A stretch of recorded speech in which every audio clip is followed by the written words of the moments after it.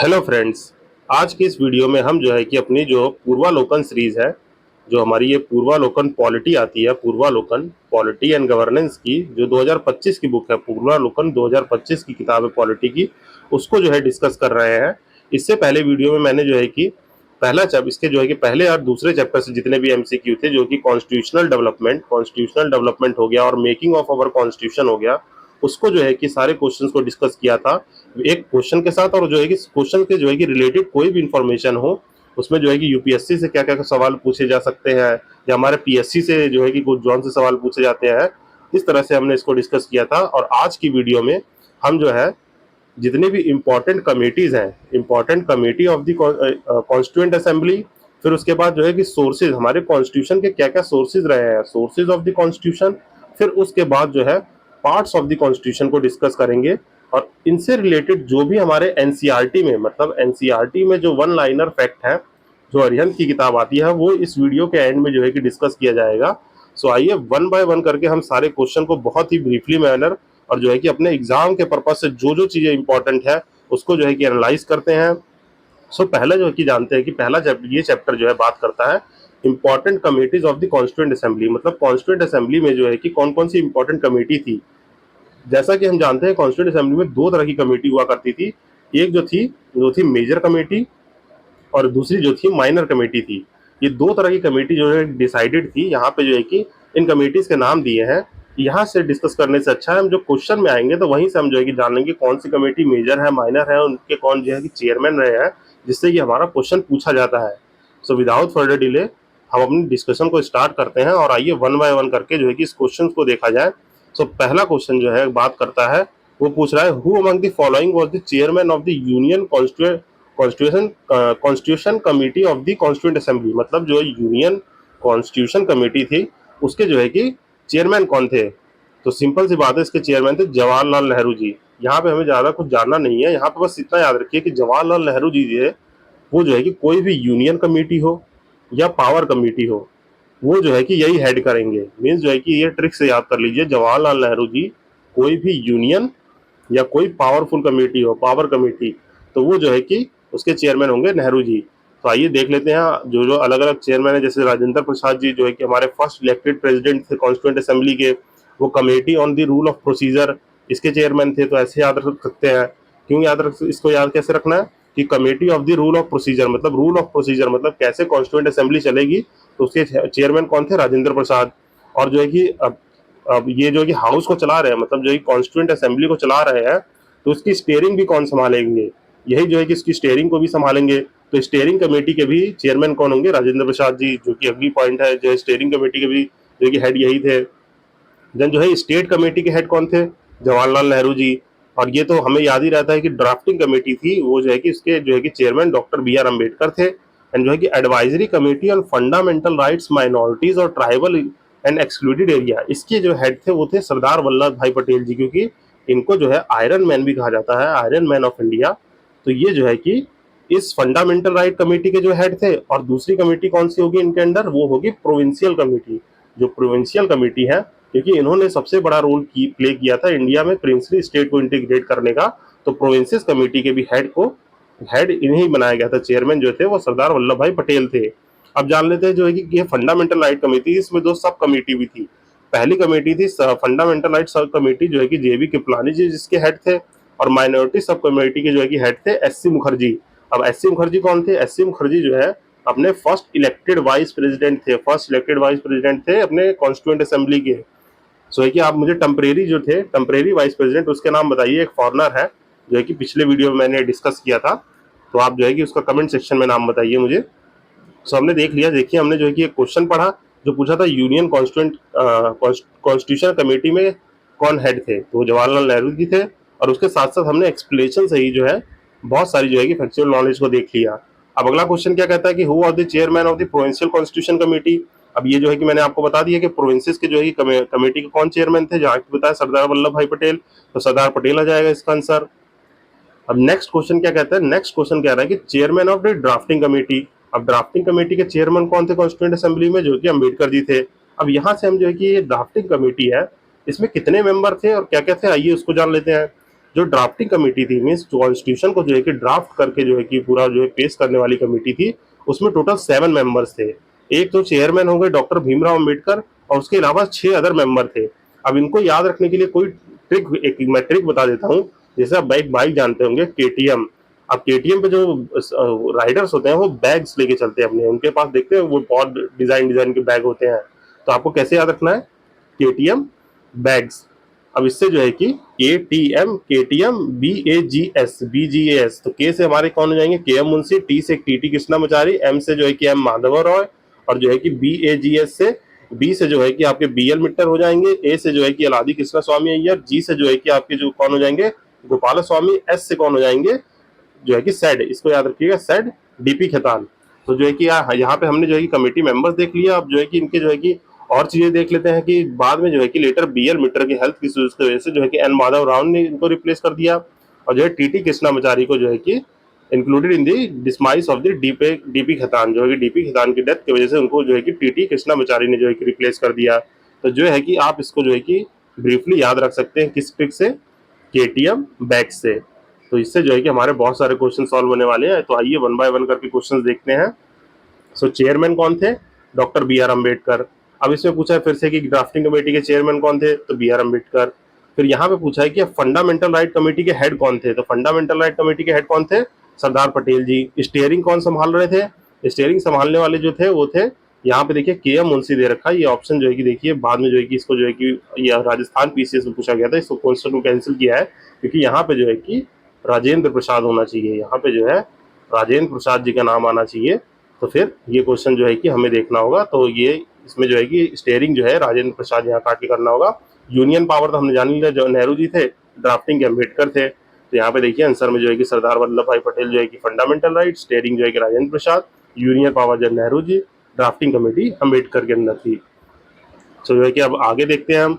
आगे जो है कि चेयरमैन पूछ रहा है advisory committee of fundamental right, सीधी सी बात है, इसमें जो है कि सरदार पटेल आ जाएंगे। फिर जो है कि पूछ रहा है कि कितने मेंबर थे अम्बेडकर जी को छोड़ के। तो यहाँ पे जो है कि ड्राफ्टिंग कमेटी में कितने मेंबर पूछ रहा है अम्बेडकर को छोड़ के। यहाँ पे ये कंफ्यूज नहीं होना है कि हमें टोटल नहीं पूछ रहा है तो साइमर मार देंगे। यहाँ पूछ रहा है कि अम्बेडकर जी को, मतलब ड्राफ्टिंग कमेटी में कितने लोग थे under the Ambedkar, how many other members. तो अदर मेंबर्स के लिए 6 अदर मेंबर्स थे। तो यहाँ पे कंफ्यूजन नहीं होना है कि वहाँ पे जो है कि हम पूरे जो है कि ड्राफ्टिंग कमेटी के मेंबर आंसर को 70 कर दें, क्योंकि जल्दबाजी में हमसे ये गलती हो जाती है। तो यहाँ पे अदर कितने मेंबर थे? 6 मेंबर्स थे, जिनके नाम जो है कि हमने जो है कि KTM बैग से याद कर लिया है। फिर who among the following were the members of the drafting committee, इनमें से कौन कौन थे? तो गोपाल स्वामी थे जी, थे। नेहरू जी थे? ये नहीं थे, तो ये गलत हो जाएगा। अलादी कृष्ण स्वामी अय्यर थे? हाँ थे। सरदार पटेल भी नहीं थे, तो इसका आंसर C हो जाएगा 1 और 3। फिर आगे देखें तो आगे क्वेश्चन कहता है कि कॉन्स्टिट्यूंट असेंबली जो है कि drafting committee under the chairman of doctor Ambedkar जो है कब हुई थी? तो ये जो है कि 29 अगस्त 1947 को फॉर्म की गई थी। और इसका एक्सप्लेनेशन मैं बता देता हूँ कि जैसे इसमें क्वेश्चन में पूछा है ना, constituent assembly set up drafting committee under the chairman on which date. तो ये डेट आपको याद रखनी है, 29 अगस्त 1947 को जो है कि जब रेजोल्यूशन वो कि by resolution drafting committee was formed under the chairman of the doctor Ambedkar to discuss and decide form the structure of the constitution.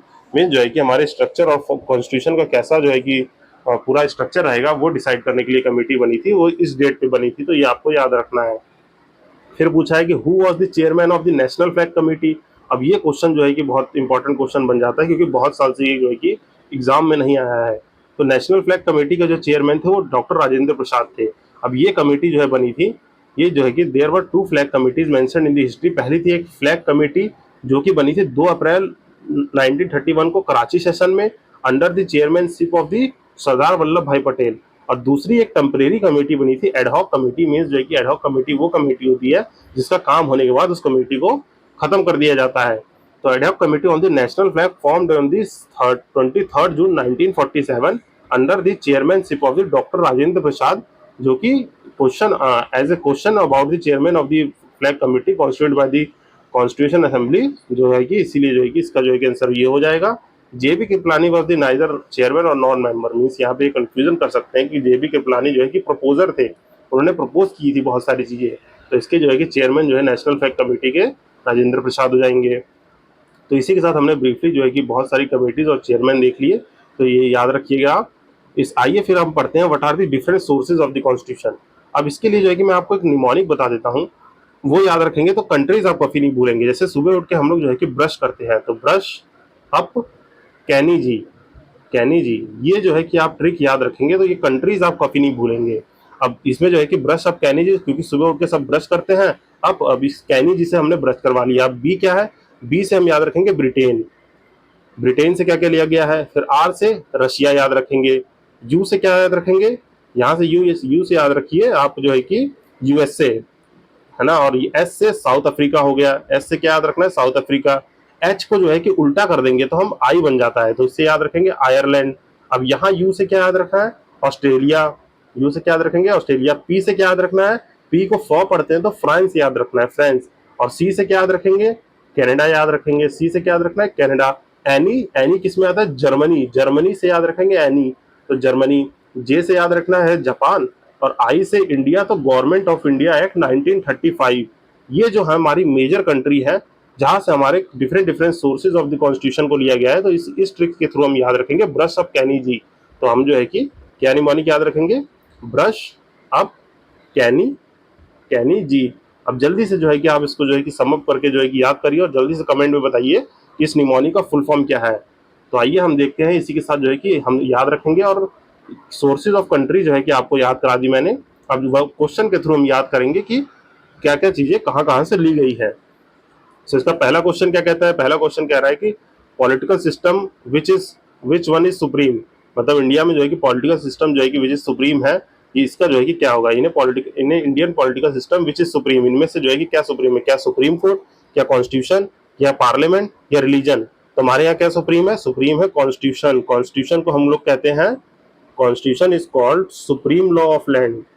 Supreme law of land means हमारे यहाँ जो है कि कॉन्स्टिट्यूशन से ऊपर कोई भी चीज नहीं है। हमारे इंडियन पॉलिटिकल सिस्टम में सबसे सुप्रीम जो है कि कॉन्स्टिट्यूशन है। Constitution called the supreme law of land means जो है कि इससे ऊपर कुछ नहीं है, इससे नीचे ही सारे लॉज इससे सबऑर्डिनेट करेंगे और सब कुछ होगा। तो ये हमें याद रखना है, ठीक। Constitution is the supreme law. फिर जो है कि नेक्स्ट पूछा है कि जुडिशियल रिव्यू कहाँ से ले लिया गया है। अब इसको कैसे याद रखेंगे कि जुडिशियल रिव्यू कहाँ से लिया गया है, तो हमें याद रखना है ये हमारा यूएसए से लिया गया है, यूनाइटेड स्टेट ऑफ अमेरिका से। और एक पूरे वर्ल्ड में कुछ ही कॉन्स्टिट्यूशन ऐसे हैं जिसमें से यूएसए हो गया और जो इंडिया हो गया, इसमें जो है कि जुडिशियल रिव्यू को कॉन्सेप्ट दिया गया है। तो इंडिया में जो है कि जुडिशियल रिव्यू कॉन्सेप्ट कहाँ से ले गया है, अमेरिका से, क्योंकि अमेरिका ही पहला ऐसा कंट्री था जिसने जो है कि पहली बार जो है कि एक रिटर्न कॉन्स्टिट्यूशन पेश किया था। मीन्स रिटर्न कॉन्स्टिट्यूशन देने वाला पहली कंट्री, पहला देश भी यही था। और जो है कि सबके फंडामेंटल राइट्स पीपल्स की बात करने वाला पहला देश यही था। तो इसी वजह से उसको जुडिशियल रिव्यू भी दिया कि मतलब वहाँ के जो जज है किसी भी लॉ को जुडिशियली रिव्यू कर सकते हैं फॉर द पीपल। तो ये हमें याद रखना है कि ये जो है यूएसए के कॉन्स्टिट्यूशन में है, वहां से हमने अडॉप्ट किया है। तो आइए इससे अगला क्वेश्चन देखते हैं। अगला क्वेश्चन क्या पूछता है कि system of the judicial review exist in, कहाँ कहाँ एग्जिस्ट करता है, India only, USA only, UK only, की इंडिया और यूएसए दोनों जगह है। तो मैंने जैसा कि बताया ये इंडिया और यूएसए दोनों जगह पे जो है कि एग्जिस्ट करता है। फिर अगला क्वेश्चन क्या कहता है कि विच of the following characteristics is common between the federal system of the India and America. Means जो है कि इंडिया और अमेरिका में क्या कॉमन सिस्टम है, तो यहाँ पे क्या सिंगल सिटीजनशिप है। हम जानते हैं कि इंडिया में तो सिंगल सिटीजनशिप है, पर अमेरिका में जो है कि आपको जो है कि एक यूनियन की तो लेनी पड़ेगी यूएसए की, साथ ही साथ कोई भी स्टेट में आप रह रहे हैं तो वहां की भी जो है कि आपको सिटीजनशिप लेनी पड़ेगी। तो ये ऑप्शन तो गलत हो जाएगा। तीन लिस्ट, तो इंडिया में तो हम जानते हैं कि तीन लिस्ट प्रोवाइड है, एक यूनियन लिस्ट है, एक स्टेट लिस्ट है, एक कॉन्करेंट लिस्ट है। पर अमेरिका में ऐसा है, तो अमेरिका में ऐसा नहीं है। Dual judicial system, dual judicial system हमारे यहाँ तो जो है कि हायरार्किकल, मतलब हमारे यहाँ तो जो है कि सुप्रीम कोर्ट भी है, हाई कोर्ट भी है, जो है कि डिस्ट्रिक्ट कोर्ट भी है। तो इसको जो है कि हायरार्किकल कोर्ट कहते हैं। अमेरिका में जो है कि एक इंटीग्रेटेड एक ही कोर्ट है, तो अमेरिका ये भी नहीं है। फिर अगला जो है कि देखिए तो federal supreme court for the interpretation of the constitution. हाँ ये फीचर है, क्योंकि हमारे यहाँ जो है कि सुप्रीम कोर्ट हमारा जो है कि guarantor of the fundamental, guarantor and protector of the fundamental right है। तो ये जो है कि सही है। तो ये जो है कि अमेरिका कॉन्स्टिट्यूशन में भी supreme court is the final interpretation of the constitution. तो ये ऑप्शन सही हो जाएगा। फिर अगला ऑप्शन क्या है, अगला है कि अगला क्वेश्चन है feature of the federal system of the constitution is inspired from the. अब ये पूछ रहा है कि feature of the federal system कहाँ से लिया गया है, तो ये कनाडा से लिया गया है। कनाडा कॉन्स्टिट्यूशन जो है कि हमें बहुत सारी चीजें प्रोवाइड करता है, जैसे फेडरल स्ट्रक्चर हो गया, फेडरल सिस्टम जो है, उसके बाद जो है कि residual power of the presidents होगी, residual power of the president भी यहीं से प्रोवाइडेड है, प्रोविजन ऑफ द गवर्नर यहाँ से प्रोवाइडेड है, जो कि आने वाले क्वेश्चंस में हम अभी देखेंगे। तो यहाँ के federal system of the Indian constitution कहाँ से है, कनाडा से लिया गया है। क्वेश्चन देख लेते क्या कहता है। ये कह रहा है कि Indian federalism is based on the which pattern of country, मतलब किस पैटर्न के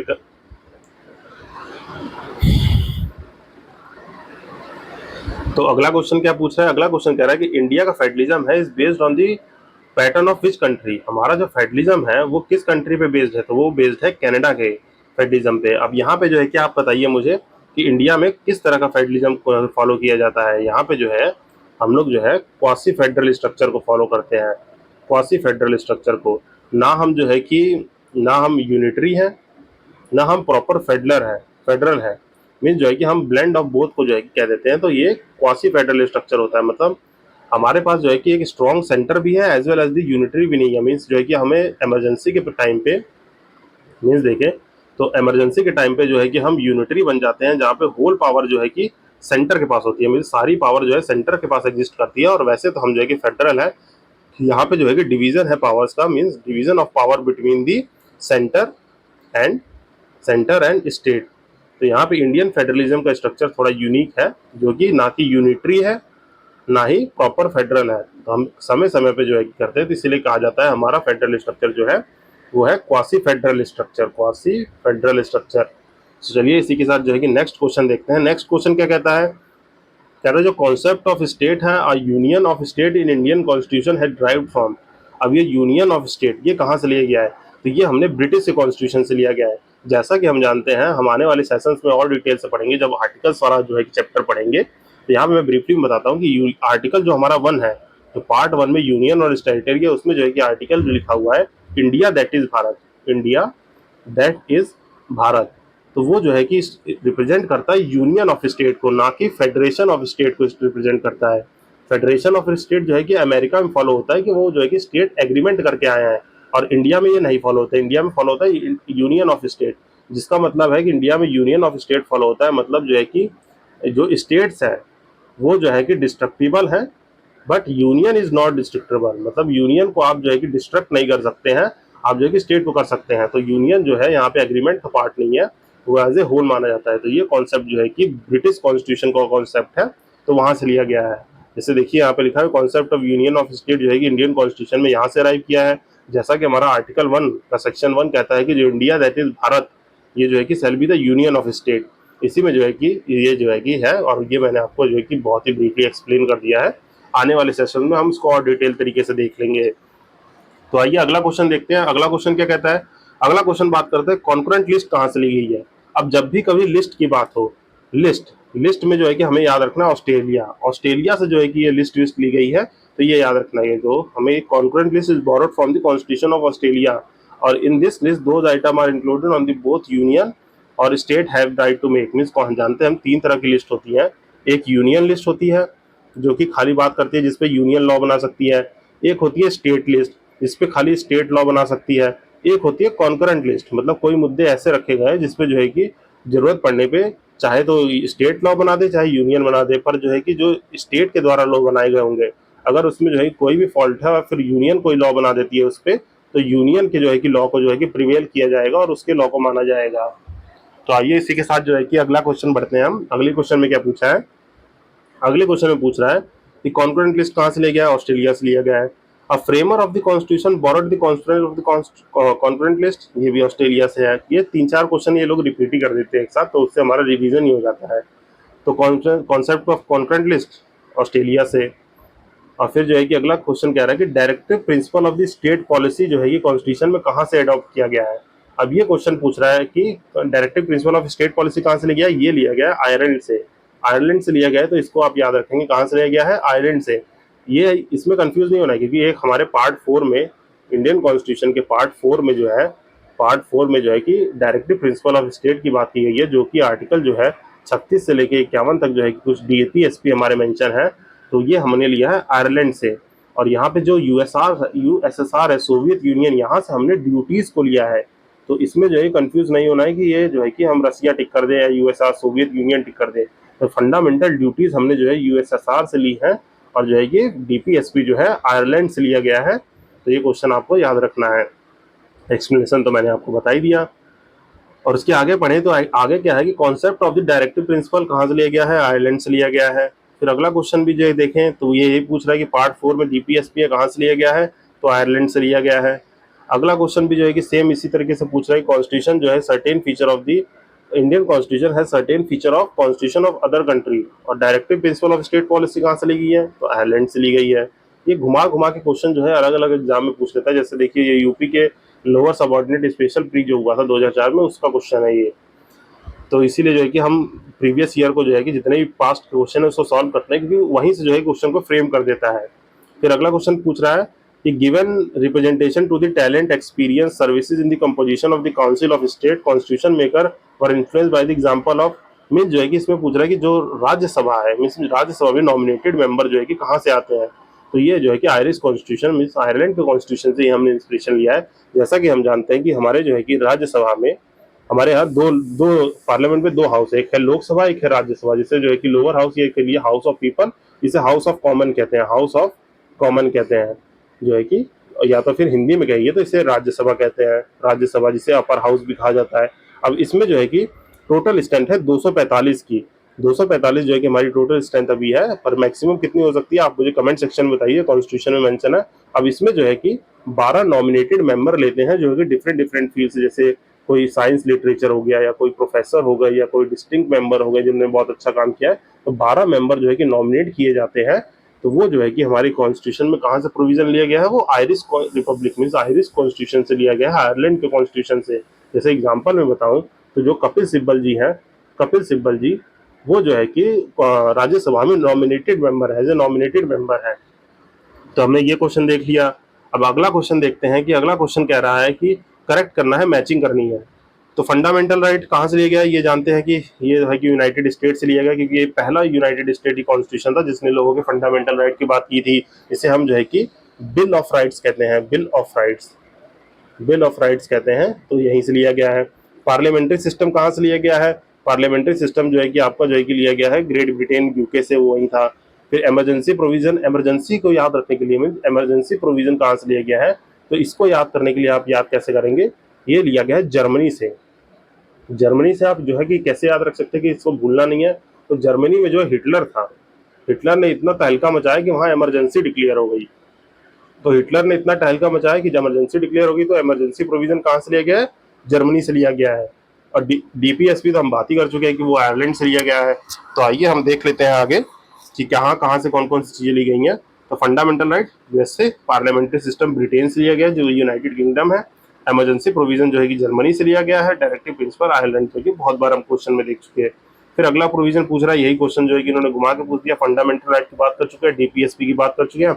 अभी कह रहे हैं residual power of the centre, mean centre के पास जो कुछ रेसिडुअरी पावर है वो कहाँ से ली गई है, तो रेसिडुअरी पावर जो है कि सेंटर की ली गई है कनाडा से। ये ऑस्ट्रेलिया जो है कि गलत दिया हुआ है, तो ये हमने कनाडा से ली है, तो ये आपको याद रखना है। इमरजेंसी तो ये है कि सही है, इसमें से पूछा था कि गलत क्या है, तो ये गलत है। अब एक्सप्लेनेशन देख लेते हैं। रेसिडुअरी पावर टू सेंटर क्या होती है, जैसे अपॉइंटमेंट ऑफ द गवर्नर हो गया, या advisory jurisdiction of the supreme court हो गया, ये सब जो है कि हमने जो है कि कनाडा से लिया है।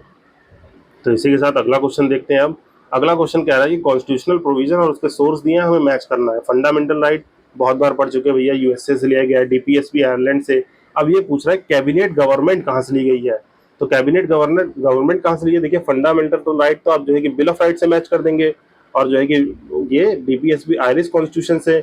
अब यूनियन और सेंटर का रिलेशन जो है कि कनाडा से हो जाएगा, तो बचा क्या, कैबिनेट जो है कि ब्रिटिश कॉन्स्टिट्यूशन से। तो कैबिनेट सिस्टम जो है कि ब्रिटिश कॉन्स्टिट्यूशन से लिया गया है, क्योंकि वहीं पे जो है कि पार्लियामेंट जो है कि पहली पार्लियामेंट ये ब्रिटिश गवर्नमेंट ने बनाई थी, जैसा कि हम जानते हैं। ये अगर पिछला डिस्कशन देखेंगे तो उसमें जो है कि डिस्कस किया गया है, तो वहाँ पे जो है ब्रिटिश पार्लियामेंट में बनाई गई थी पहली पार्लियामेंट, तो यहीं पे जो है कि कैबिनेट गवर्नमेंट फॉर्म हुई थी। तो इसका जो है कि एक्सप्लेनेशन मैंने बता ही दिया, तो ये आप देख सकते हैं। अगला क्वेश्चन कह रहा है कि rule of law, procedure establish by law, reserving of bills of the governor by the consideration of the president और कॉन्करेंट लिस्ट, ये कहाँ से जो है कि इसका करना है, मीन्स कहाँ कहाँ से प्रोविजन लिया गया है।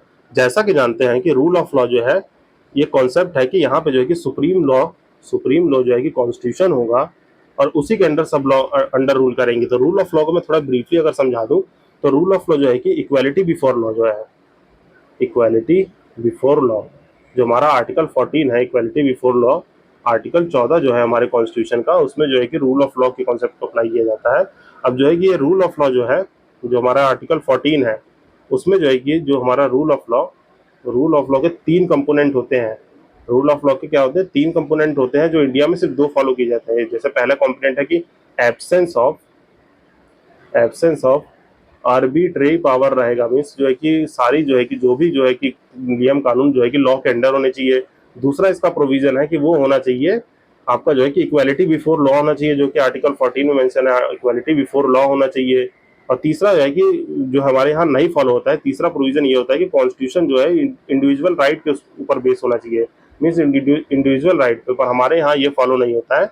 तो रूल ऑफ लॉ का बेसिकली यही मतलब है कि यहाँ पे जो है कि कॉन्स्टिट्यूशन सुप्रीम होगा और जो है कि गवर्नमेंट जो है कि लॉ के अकॉर्डिंग रूल करेगी, ना कि गवर्नमेंट जो है कि रूल बाय लॉ होगी, ये जो है कि गवर्नमेंट जो है कि लॉ को चलाएगी। तो ये इसका मतलब होता है बेसिकली, जो हमने ब्रीफली तरीके से जान लिया। तो रूल ऑफ लॉ को हमने देख लिया, इसका मतलब क्या है कि गवर्नमेंट जो है कि रूल के अकॉर्डिंग चलेगी। तो ये प्रोविजन कहाँ से लिया गया है? ये प्रोविजन लिया गया है आपका इंग्लैंड से लिया गया है। और दूसरा क्या है? Procedure establish by law. अब यहाँ पे भी 2 चीज होती है, प्रोसीजर स्टेब्लिश बाय लॉ की, और दूसरी होती है due process of law, means due process of law.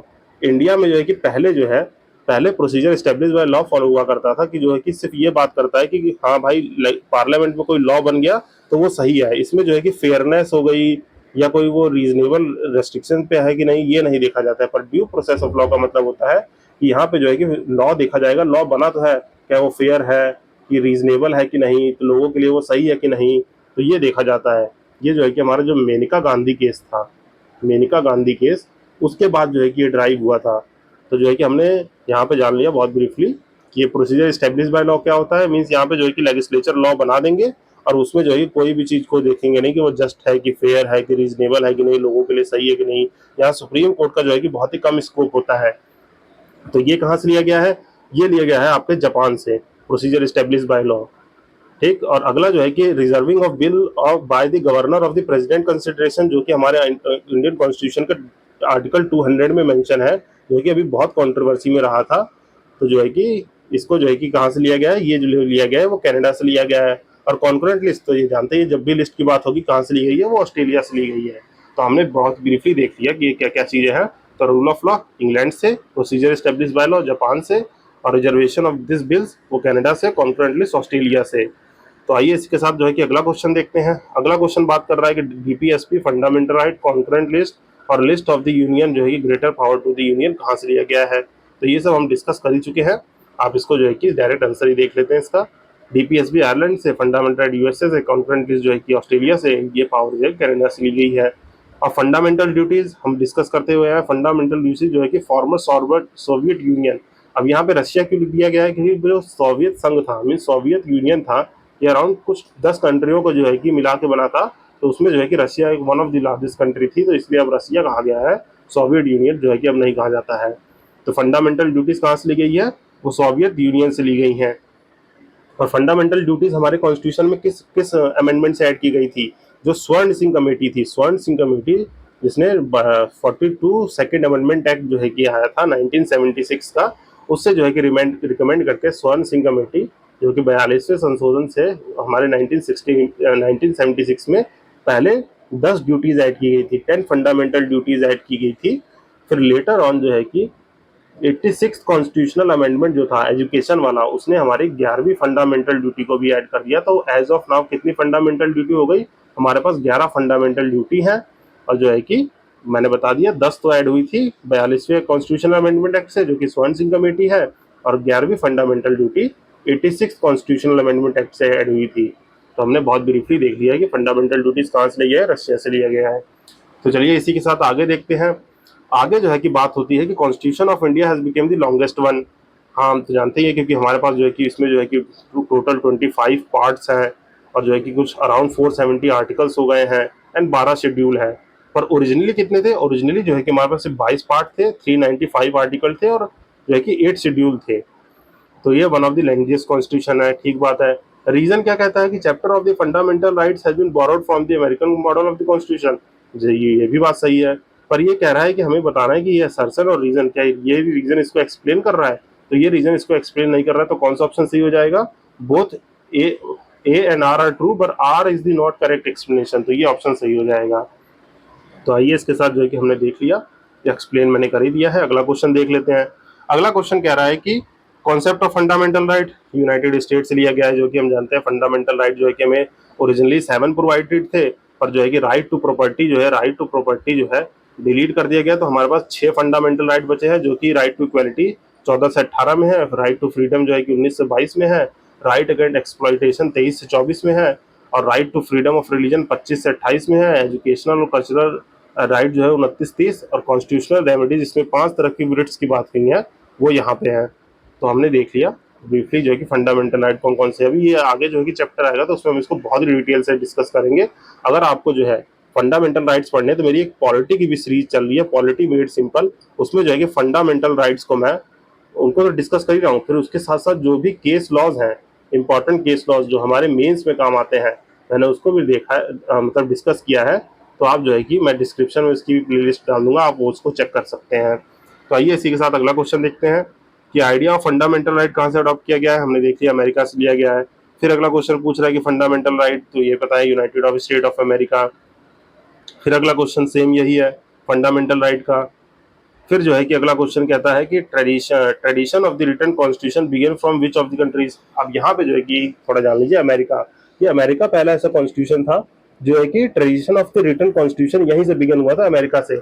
अब होता क्या है कि अमेरिका में अराउंड 1200 के, मतलब मैं अप्रोक्सीमेटली बता रहा हूँ, एग्जैक्ट ईयर नहीं, 1200 के बाद जो है कि वहाँ के जो किंग होते थे, मीन्स अमेरिका में जो किंग थे, वो जो है कि उनके जो फ्यूडल लॉर्ड्स थे, फ्यूडल लॉर्ड्स मतलब वहाँ जो जमींदार हुआ करते थे, उनकी कभी भी जमीन ले लेते थे, कोई भी प्रॉपर्टी ले लेते थे, तो ये सब हो गए परेशान।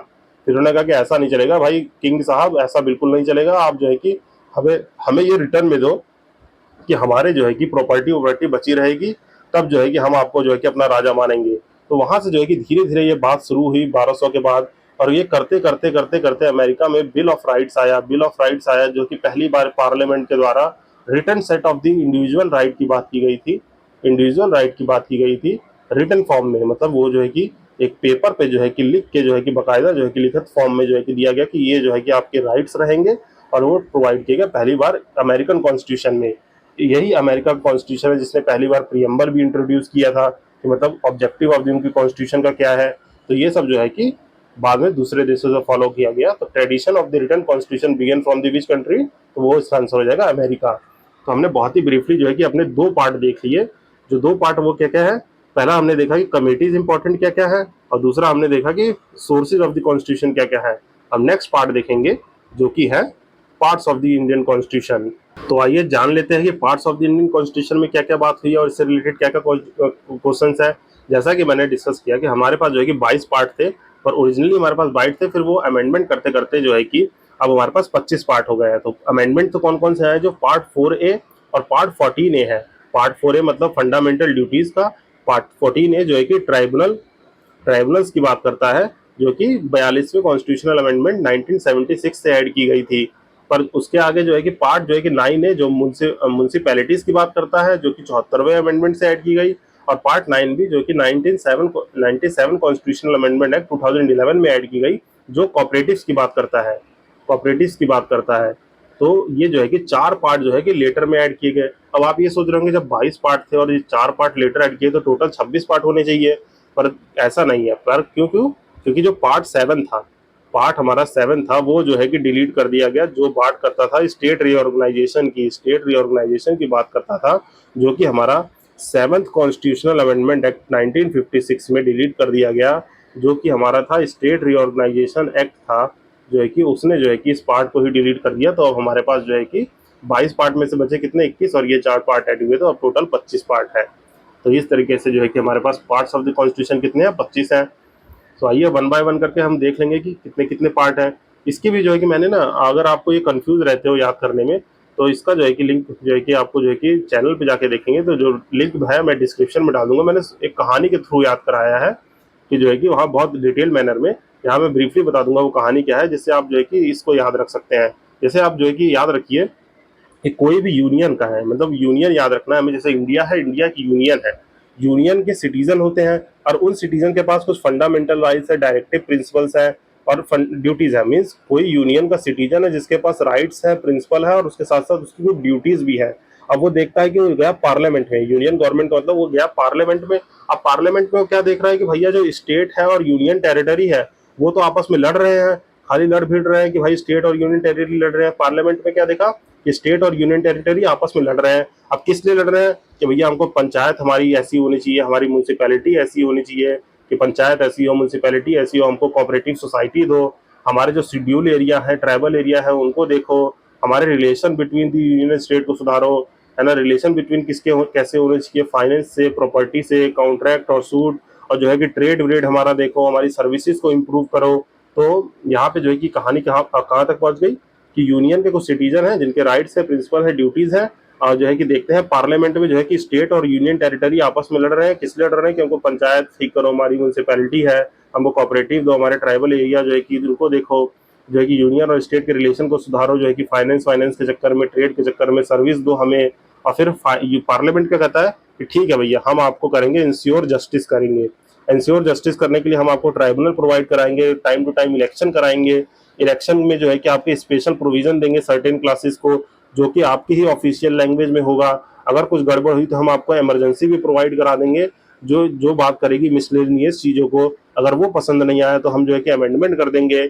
अमेंडमेंट कर देंगे किस चीज़ का, जो भी टेम्परेरी भी हो सकता है, जो है कि ट्रांजिशनल भी हो सकता है, बदल भी सकता है, और वो जो है कि शॉर्ट टाइटल या हिंदी टेक्स्ट से रिलेटेड हो। तो ये बहुत ही ब्रीफली मैंने एक कहानी बताई। इसको अगर आप एक दो बार सुनेंगे तो 25 पार्ट आसानी से याद हो जाएंगे और इससे रिलेटेड क्वेश्चन आपके फटाफट हो जाएंगे, क्योंकि पार्ट 1, 2, 3 जो है कि क्या क्या बात करता है। जैसे पार्ट 1 में यूनियन टेरिटरी 1 से 4 है, पार्ट 2 में सिटीजनशिप 5 से 11 है, पार्ट 3 में फंडामेंटल राइट 12 से 35 है, पार्ट 4 में डीपीएसपी जो है 36 से 51 है, पार्ट 4 में फंडामेंटल ड्यूटीज 51 है, पार्ट 5 में यूनियन गवर्नमेंट 52 से 151, पार्ट 6 में स्टेट गवर्नमेंट 152 से 237, पार्ट ए में यूनियन, पार्ट 8 में यूनियन टेरिटरी 7 जो है डिलीट हो चुका है, यूनियन टेरिटरी 239 से 242 है, पार्ट 9 पंचायत के बारे में बात करता है 243 से 243, पार्ट जो है कि म्यूनसिपैलिटीज 243 पी से जेड जी, और ऐसे ऐसे करके जो है कि सारे हैं। अब जो है कि इसको पॉज करके देख लीजिएगा, हम जो है कि अभी क्वेश्चन करेंगे तो ये सारे पार्ट जो है हम डिस्कस कर लेंगे। सो आइए स्टार्ट करते हैं विदाउट फर्दर डिले। हमारा जो है कि इसका पहला क्वेश्चन क्या कहता है। तो पहला क्वेश्चन कह रहा है कि कॉन्स्टिट्यूशन जो है, कॉन्स्टिट्यूशन कितने पार्ट में डिवाइडेड है। तो इसका आंसर क्या होगा, इसमें हमें जो है कि ये पूछा है कि ओरिजिनली मतलब 22 पार्ट में है, क्योंकि वो जो है वो सब पार्ट है, वो उसको मिला के 25 पार्ट होगा। तो अगर पूछे खाली कि इंडियन कॉन्स्टिट्यूशन डिवाइडेड इनटू, तो वो 22 पार्ट्स है। अगर वो पूछे कि total total Indian parts in the Indian constitution, तब हमें आंसर जो है कि 25 टिक करना है। तो जो है कि यहाँ पे जो है 22 पार्ट हो गए। अब अगला क्वेश्चन क्या कहता है कि consider the following subject and arrange them into the sequential order, मतलब जो है कि पार्ट वाइज अरेंज करना है। तो हम जानते हैं यूनियन टेरिटरी जो है कि पार्ट 1 में जो है कि मेंशन है, कहाँ से, आर्टिकल 1 से 4 में मेंशन है।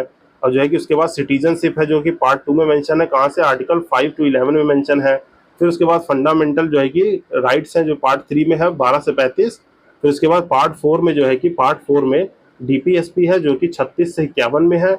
और फिर फंडामेंटल ड्यूटीज है जो कि 51 ए में है। तो यहाँ पे क्या हो जाएगा, पहला नंबर ये हो जाएगा, पहला, फिर तीसरा, फिर चौथा, फिर दूसरा। तो देख लेते हैं किसमें है, पहला, तीसरा, चौथा, दूसरा। तो ए हमारा आंसर हो जाएगा। और ये जो है कि मैंने यहाँ पे जो है कि आपको बता दिया डिटेल मैनर में। आइए अगला क्वेश्चन देखते हैं। अगला क्वेश्चन क्या रहा है कि provision of the election commission जो है कि कहाँ पे है। तो ये जो है कि कहाँ से लिया गया है, तो provision of election commission Ireland से लिया गया है कि यूनाइटेड किंगडम से कि यूनाइटेड स्टेट्स की, इनमें से कोई नहीं। तो इसका आंसर है इनमें से कोई नहीं। और ये कहाँ से लिया गया है, ये जो है कि आयरलैंड से लिया गया है। अब जो है कि जो हमारा प्रेसिडेंट का इलेक्शन होता है, तो provision for the election commission, the method of the election inspired for the Ireland constitution, ये कॉन्स्टिट्यूशन लिया गया है आयरलैंड के कॉन्स्टिट्यूशन से। तो देखेंगे अगला क्वेश्चन। अगला क्वेश्चन कहता है कि विच of the following is not correctly match. तो पूछ रहा है कि इसमें से सही कौन सा मैच नहीं है। तो देखिए पार्ट 2 में सिटीजनशिप, हाँ ये सही है। पार्ट 3 में फंडामेंटल राइट है, ये भी सही है। पार्ट 4 जो है कि फंडामेंटल ड्यूटीज पार्ट 6 से में है ऑफ द कॉन्स्टिट्यूशन, ये जो है कि आपको जो है कि ध्यान रखना है। तो ये गलत हो जाएगा क्योंकि पार्ट 4A है, पार्ट 4A है। यहीं पे जो है कि थोड़ी कंफ्यूजन हो जाती है। देखिए 6 जो है कि रोमन नंबर में ऐसे लिखा जाता है और 4 ऐसे लिखा जाता है, और पार्ट 6 में जो है कि ये तो है ही। तो ये ऑप्शन गलत हो जाएगा। इसमें जो है कि जल्दबाजी में लोग गलत कर देते हैं। तो ये इसीलिए कंफ्यूजन के लिए ऑप्शन ही ऐसे दिए जाते हैं। देखिए यहाँ पे भी 6 है, यहाँ पे भी 6 है। अगर कोई गड़बड़ी में देखा कि इसको 4A मारेगा तो वो इसको जो है कि आंसर टिक कर देगा।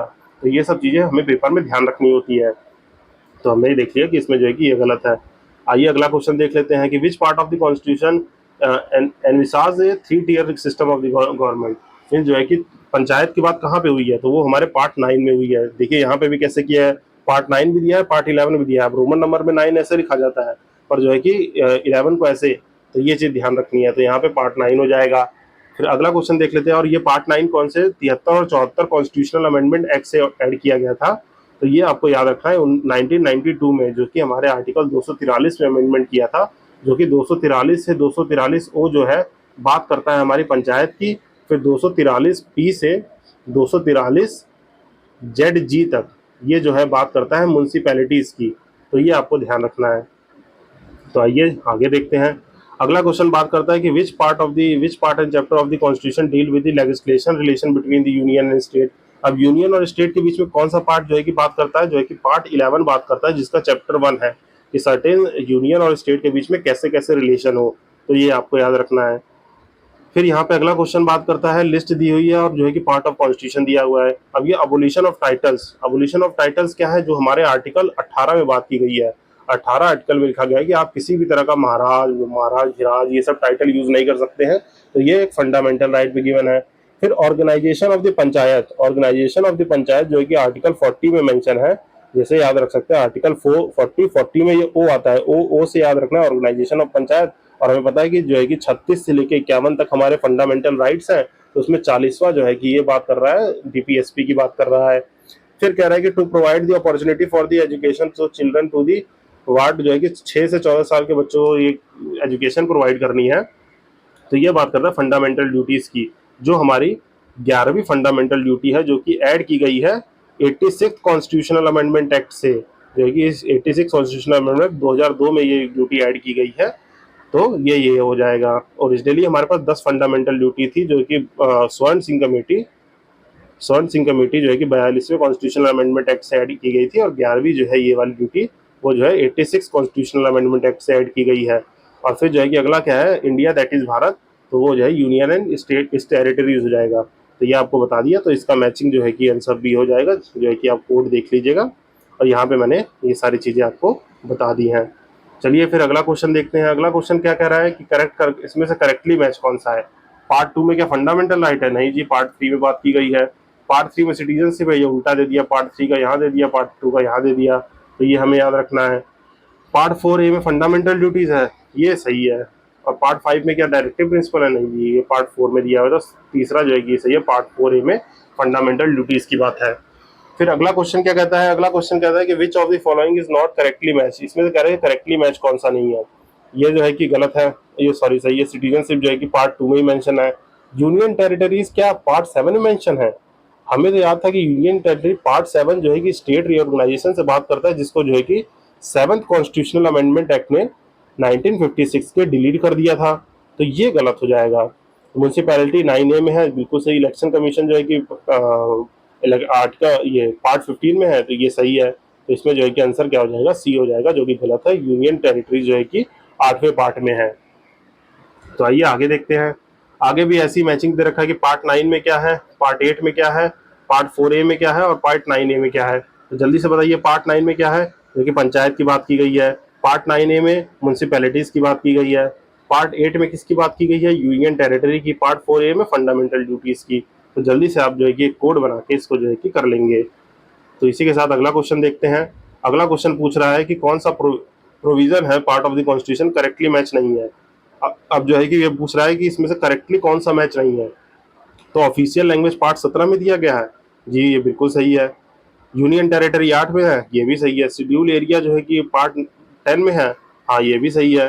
क्या ट्राइब्यूनल जो है कि पार्ट जो है कि 11 में बात करता है, नहीं ये गलत है। कि हमने देखा था कि ट्राइब्यूनल जो है कि पार्ट 14A में जो है कि ऐड किया गया था, कौन से अमेंडमेंट से, 42nd अमेंडमेंट से जो है कि ऐड किया गया था। जो है कि ट्राइब्यूनल जो है कि पार्ट 14A में 42nd अमेंडमेंट से ऐड किया गया था। तो यहाँ पे जो है देखिए ट्राइबल मेंशन जो है कि वो पार्ट 14A में जो है कि 42वें कॉन्स्टिट्यूशनल अमेंडमेंट से ऐड किया गया, जो कि 323 है और 323B की बात करता है। तो ये हमें याद रखना है। फिर अगला क्वेश्चन कह रहा है कि कौन सा इसमें से जो है कि करेक्टली मैच नहीं है। पंचायत 9 सही है, म्यूनसिपैलिटी भी सही है, कोऑपरेटिव भी सही है, फिर से ट्राइब्यूनल, ट्राइब्यूनल जो है कि 14A में है, ये रिपीट कर दिया है क्वेश्चन इन्होंने यहीं पे। अगला क्वेश्चन देखते हैं कि कौन सा पार्ट जो है कि पंचायती राज की बात करता है, तो पंचायत है वो, सॉरी पार्ट 9 है जो पंचायती राज सिस्टम की बात करता है। फिर ये कह रहा है कि इन विच पार्ट दी पंचायत राज को, ये है जो है कि पार्ट 9 में बात की गई है, सेम क्वेश्चन है ये। फिर अगला क्वेश्चन बात करता है match the following fundamental right, duties, union और इमरजेंसी प्रोविजंस। इमरजेंसी प्रोविजंस कौन से पार्ट में बात की गई है, जो कि पार्ट जो है कि आपका इमरजेंसी प्रोविजन का पार्ट जो है वो है, आप जल्दी से मुझे जो है कि फंडा, चलिए आइए वन बाय वन करके देख लेते हैं क्योंकि क्वेश्चन रिपीट हुआ है। तो फंडामेंटल राइट जो है कि किस में बात करता है, पार्ट 3 में। फंडामेंटल ड्यूटीज बात करता है पार्ट 4A में। यूनियन की बात किस में की गई है, पार्ट 5 में। और इमरजेंसी प्रोविजन जो है कि पार्ट 18 में बात की गई है, जो कि हमारा आर्टिकल 352 से 360 में जो है कि मेंशन है, जो कि हमारे 3 तरह की इमरजेंसी की बात करता है, जो कि नेशनल इमरजेंसी हो गया, या प्रेसिडेंट रूल हो गया, या फाइनेंशियल इमरजेंसी हो गया, जो आज तक इंडिया में नहीं लगी है फाइनेंशियल इमरजेंसी। और प्रेसिडेंट रूल तो इतनी बार लग गया कि पूछो मत। और नेशनल इमरजेंसी तो जानते ही अब तक जो है कि इंदिरा गांधी जी के टाइम पे लगी थी, है ना। ये सब जो है कि बाद में हम सेक्शन, बाद में आने वाले सेशंस में देख लेंगे।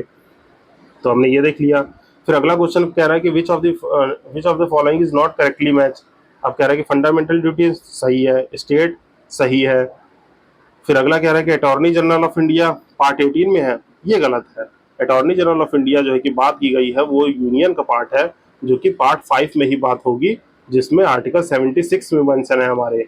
Attorney general of India article 76 में मेंशन है। और फिर services under the union and state, ये पार्ट 14, तो ये सही है, तो इसमें सी आंसर सही हो जाएगा, मतलब सी आंसर होगा क्योंकि ये गलत मैच है।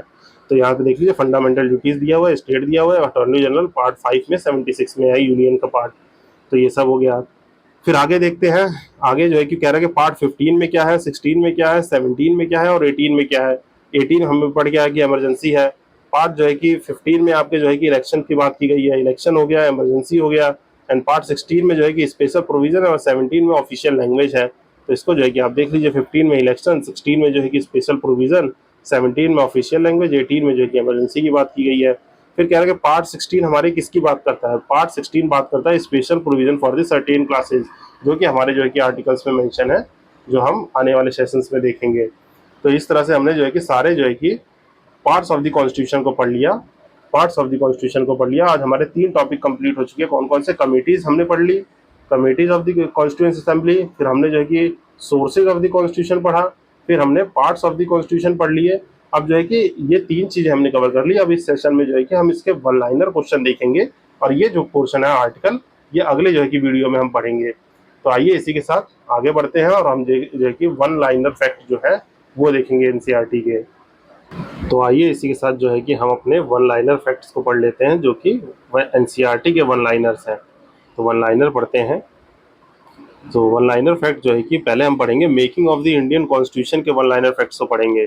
तो आइए वो जानते हैं, थोड़ा ब्लर सा है पर मैं इसको बोल बोल के पढ़ाऊंगा, तो प्लीज़ आप उसको थोड़ा अंडरस्टैंड कर लीजिएगा।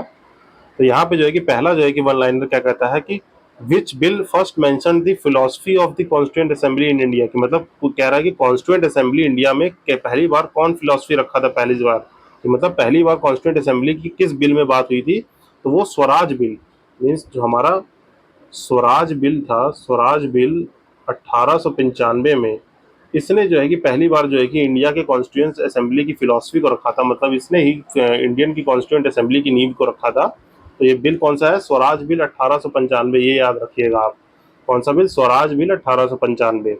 तो अगला क्वेश्चन है, अगला क्वेश्चन क्या कहता है कि अगला कह रहा है कि in the year 1928 a committee of the Congress leader drafted a constitutional committee of India, who headed this committee. तो ये जो है कि मोतीलाल नेहरू जी थे। मोतीलाल नेहरू जी ने जो है कि 1928 में, मीन्स मोतीलाल नेहरू जी, इन्होंने 1928 में हमारे जो है कि कॉन्स्टिट्यूशनल कमेटी को जो है कि ड्राफ्ट किया था पहली बार। फिर अगला क्वेश्चन कह रहा है कि idea of framing constitution of India by the constituent assembly पहली बार अप्रूव कहाँ हुआ था। तो ये जो है कि स्वराज पार्टी 1934, मींस जो है कि स्वराज पार्टी 1934 में पहली बार जो है कि इसको पहली बार जो है कि फ्रेम करने की कॉन्स्टिट्यूशन को अप्रूवल मिला था, वो है कि 1934 में। तो ये याद रखना है कि पहली बार फिलोसफी कॉन्स्टिट्यूएंट असेंबली की स्वराज बिल ने रखी थी, जो कि 1895 का है। पर पहली बार जो है कि कॉन्स्टिट्यूंट असेंबली फ्रेम करेगी कॉन्स्टिट्यूशन, ये कहाँ हुआ था, स्वराज पार्टी जो है पार्टी थी, स्वराज पार्टी 1934 में इसने रखा था ये प्रपोजल। फिर by whom the idea of the constituent assembly for the India was given for the first time, मतलब पहली बार जो है कि आइडिया ऑफ कॉन्स्टिट्यूंट असेंबली जो है कि पहली बार किसने दिया था, तो ये एम.एन. रॉय ने दिया था 1934 में कि भैया अपने पास जो है कि कॉन्स्टिट्यूंट असेंबली हो जो अपना कॉन्स्टिट्यूशन बनाएगी, वो एम.एन. रॉय जी ने दिया था इन 1934। फिर विच सेशन की बात कर रहा है कि कौन से इंडियन नेशनल कांग्रेस का सेशन था जहां पे जो है कि कॉन्स्टिट्यूंट असेंबली को पुट फॉरवर्ड किया गया, तो ये जो है कि फैजपुर सेशन था, फैजपुर सेशन जो है कि 1935 का है।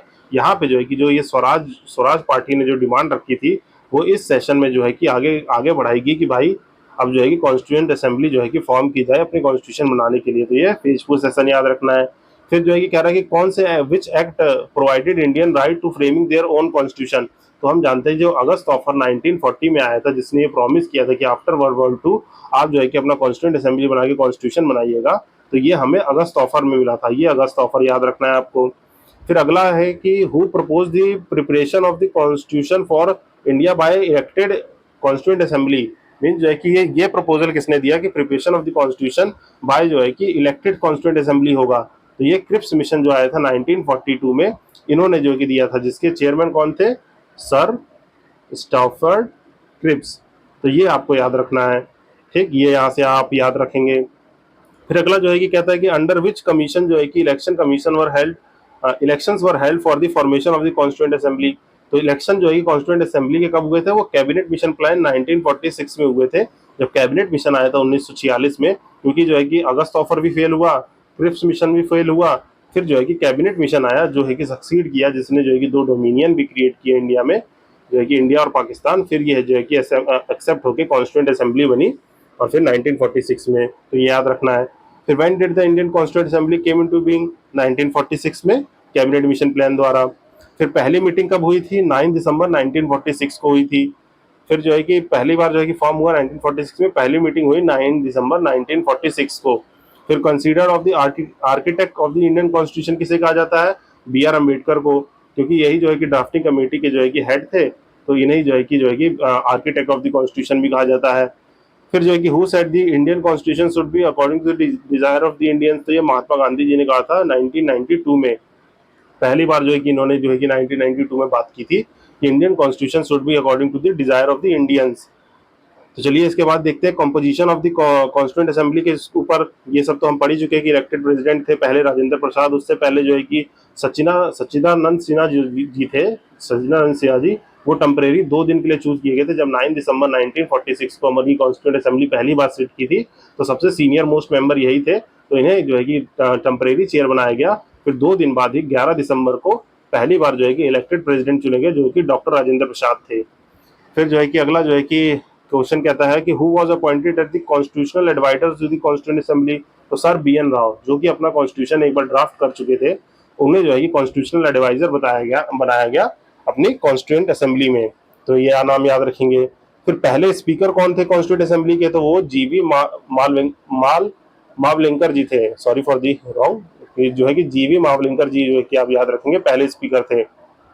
फिर जो है कि what was the total strength of the constituent assembly, तो टोटल स्ट्रेंथ कितनी थी, 389 थी, जिसमें से 296 जो है कि 296 ब्रिटिश इंडिया से थे और 93 जो है कि प्रिंसली प्रोविंसेस थे, में जो है कि 398 मेंबर में से कॉन्स्टिट्यूएंट असेंबली की जो फिक्स की थी, वो 296 जो है कि ब्रिटिश इंडिया से होंगे और 93 जो है कि प्रिंसली स्टेट से। अब इस 296 में जो थे 292 तो ब्रिटिश प्रोविंसेस थे और 4 जो थे वो चीफ कमिश्नर प्रोविंस थे, जो जहाँ पे जो है कि गवर्नर जनरल नहीं हुआ करते थे, गवर्नर नहीं हुआ करते थे, वहाँ पे चीफ कमिश्नर हुआ करते थे, तो ये भी आप याद रख लेंगे। फिर what was the total strength of the women members कितनी थी, तो 15 वुमेन मेंबर्स थी, जो कि कल वाले जो है कि पहली जो इसकी वीडियो है उसमें जो है कि 15 वुमेन्स और उनके नाम भी डिस्कस किए गए हैं, तो आप देख सकते हैं। फिर जो है कि who was elected as the first president, तो डॉक्टर राजेंद्र प्रसाद जो है कि पहले इलेक्टेड प्रेसिडेंट थे। फिर अगला जो है कि वन लाइनर क्या पूछता है, ये तो बहुत ही ब्लर है तो इसको मैं पढ़ देता हूँ। Who was the vice president of the Indian constituent assembly, मतलब कौन वाइस प्रेसिडेंट थे, तो वो पहले इलेक्टेड थे एच.सी. मुखर्जी, तो ये हमारे पहले इलेक्टेड वाइस प्रेसिडेंट थे जो कि इंडियन कॉन्स्टिट्यूएंट असेंबली के थे। तो यहाँ पे पूछा कि vice president of the constituent assembly कौन थे पहले वाइस प्रेसिडेंट इलेक्टेड, वो थे एच.सी. मुखर्जी, तो ये आपको याद रखना है। और टेम्परेरी कौन थे वो जो है कि आप कमेंट सेक्शन में बताइए, जो है कि मैं हिंट दे देता हूँ, उनका नाम एंथनी से कुछ था।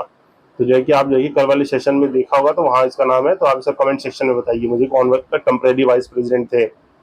फिर जो है कि पहली बार जो है कि डॉक्टर सच्चिदानंद सिन्हा, इन्हें जो है कि बनाया गया inaugural meeting of the constituent assembly में, टेम्परेरी प्रेसिडेंट इन्हें बनाया गया। फिर आगे देखें तो आगे जो है कि बात की गई है कि when did the constituent assembly became the sovereign, पहली बार सॉवरेन कब बनी थी, जो 14 अगस्त 1947 को जो है कि सॉवरेन डिक्लेयर कर दिया गया था। फिर वही जो है कि आप सुनते हैं कि जब रात को सारी दुनिया सो रही थी, ये वाला जो है कि आपने डीडी नेशनल या दूरदर्शन पे सुना होगा, तो 15 अगस्त 1947 को अपनी इंडिपेंडेंस मिल गई थी। तो जो है कि रात में ही हमें सॉवरेन डिक्लेयर कर दिया था ब्रिटिश क्राउन ने। तो अगला क्वेश्चन देखते हैं, वो कहता है कि according to the cabinet mission plan for the constituent assembly of India each province divided into how many committees communities, तो वो 3 कम्युनिटीज में डिवाइड की थी, जो कि जनरल, मुस्लिम और सिख, ये 3 कम्युनिटीज में कैबिनेट मिशन प्लान ने डिवाइड किया था। फिर अगला कहता है कि what was the division of seat among the various, mean division of seats क्या क्या थी, तो कांग्रेस के पास 208 थी, मुस्लिम लीग के पास 73 थी, इंडिपेंडेंट 15 और प्रिंसली स्टेट के पास 93 थी। फिर आगे देखते हैं, फिर ड्राफ्टिंग कमेटी में जो है कि बी आर अम्बेडकर के अलावा कौन कितने मेंबर थे, 6 मेंबर थे, इसमें से 2 मेंबर बाद में रिप्लेस कर दिए गए थे, तो वो याद रखना है आपको। फिर यहाँ बोला है कि प्रोविंशियल कॉन्स्टिट्यूशनल कमेटी के हेड कौन थे, सरदार वल्लभ भाई पटेल, ये ऊपर ही पढ़ा हमने।